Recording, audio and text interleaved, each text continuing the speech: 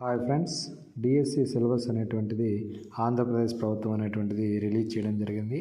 అందులో భాగంగా మనకు TGT, PGT, school assistant, HGT syllabus అన్ని కేటగిరీలకు సంబంధించి సిలబస్ అనేటువంటిది రిలీజ్ చేయడం జరిగింది.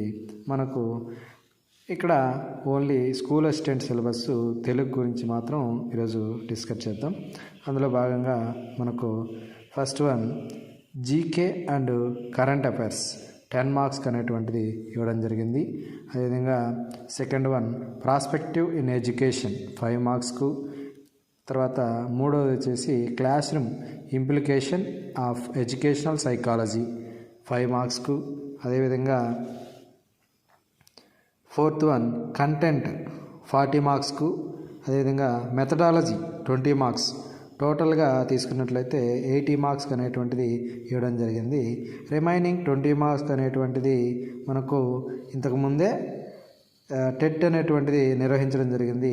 ఆ టెట్ 20 మార్క్స్ వెయిటేజ్ అనేటువంటిది ఈ డిఎస్సికి 20 మార్కులు, DSC 80 marks plus TET 20 marks ఎన్ని వస్తే అన్ని మార్కులు అనేటువంటిది కలపడం అనేటువంటిది జరుగుతుందన్నమాట. ఇందులో పార్ట్ 1 తీసుకున్నట్లయితే general knowledge and current affairs 10 మార్క్స్కి అనేటువంటిది ఇవ్వడం జరిగింది. తర్వాత పార్ట్ 2లో తీసుకున్నట్లయితే ప్రాస్పెక్టివ్ ఇన్ ఎడ్యుకేషన్ 5 మార్క్స్కి అనేటువంటిది ఇవ్వడం జరిగింది. అందులో ప్రాస్పెక్టివ్ ఇన్ ఎడ్యుకేషన్ 5 మార్క్స్, దాంట్లో నెంబర్ 1 వచ్చేసి హిస్టరీ ఆఫ్ ఎడ్యుకేషన్, తర్వాత 2 వచ్చేసి టీచర్ ఎంపవర్మెంట్, తర్వాత థర్డ్ వన్ వచ్చేసి educational concerns in contemporary India, ఇవి అనేటువంటిది ఇవ్వడం జరిగిందనమాట.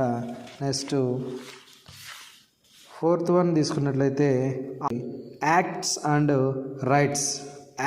రైట్స్ అనేటువంటివి ఇవ్వడం జరిగింది. తర్వాత fifth one national curriculum. Sixth one వచ్చేసి national education policy 2020. National education policy 2020. Next part 3 తీసుకుంటే classroom implication of educational psychology 5 marks అనేటువంటిది ఇవ్వడం జరిగింది. ఇందులో 3 టాపిక్స్ అనేటువంటివి ఉన్నాయి. ఫస్ట్ వన్ వచ్చేసి individual differences, second one learning, third one personality. ఇవి 3 టాపిక్స్ అనేటువంటివి ఇవ్వడం జరిగింది. ఇంకా పార్ట్ 4 తీసుకున్నట్లయితే మనకు కంటెంట్ అనేటువంటిది 40 మార్క్స్కి అనేటువంటిది ఇవ్వడం జరిగింది. ఇది ఏ క్లాస్ నుంచి ఏ క్లాస్ వరకు చదవాలి అంటే 6th క్లాస్ నుంచి ఇంటర్మీడియట్ లెవెల్ వరకు ఈ సిలబస్ అనేటువంటిది చదవాల్సి ఉంటుందన్నమాట. ఇందులో మనకు 6వ తరగతి నుండి ఇంటర్మీడియట్ వరకు గల ఆంధ్రప్రదేశ్ తెలుగు వాచికాలలోని అంశాలు అనేటువంటివి చదవాలన్నమాట. ఇందులో ఉపవాచికాలతో సహా చదవాల్సి ఉంటుంది. ఇందులో 40 మార్క్స్కి అనేటువంటిది కంటెంట్ అనేటువంటిది ఇవ్వడం జరిగింది. ఇందులో 40 మార్క్స్కు ఏమేమి ఉంటాయి అంటే నెంబర్ 1 కవి కాలాదులు, నేపథ్యాలు, ఉద్దేశాలు, మూల గ్రంథాలు, విశేషాంశాలు, ఇతివృత్తాలు మరియు పాఠ్యాంశ విషయాలు మొదలైనవి విద్యా ప్రమాణాలు. సెకండ్ వన్ పదజాలం కింద ఏమేమి ఇస్తారు అంటే అర్థాలు, పర్యాయ పదాలు, నానార్థాలు, ఉత్పత్తి అర్థాలు, ప్రకృతి వికృతులు, జాతీయాలు, సామెతలు అనేటువంటివి మొదలైనటువంటివి ఇలా ఇవ్వడం జరిగింది. తర్వాత థర్డ్ వన్ తీసుకున్నట్లయితే మనకు థర్డ్ వన్లో భాషాంశాల్లో ఏమేమి ఇస్తారు అంటే ఇక్కడ సందులు, సమాసాలు, ఛందస్సు, అలంకారాలు, పారిభాషిక పదాలు, క్రియలు, వాక్యాలు మొదలైనటువంటివి భాషాంశాల కింద ఇవ్వడం జరిగింది. 4 ఫోర్త్ వన్ వచ్చేసి తెలుగు సాహిత్య చరిత్ర. ఫిఫ్త్ వన్ తెలుగు భాషా చరిత్ర, తెలుగులో అన్ని దేశాలు, మాండలికాలు, అర్థ విపరిణామం, ధ్వనుల మార్పు, ఇవి ఫిఫ్త్ వన్. తర్వాత సిక్స్త్ వన్ వచ్చేసి సాహిత్య విమర్శ. సెవెంత్ వన్ బాల వ్యాకరణం, సంజ్ఞ, సంధి, తత్సమ, ఆచ్చిక, సమాస, పరిచ్ఛేదములు. ఈ పరిచ్ఛేదాలు అనేటువంటివి ఇవ్వడం జరిగింది. నెక్స్ట్ ఎయిత్ వన్ ఛందస్సు.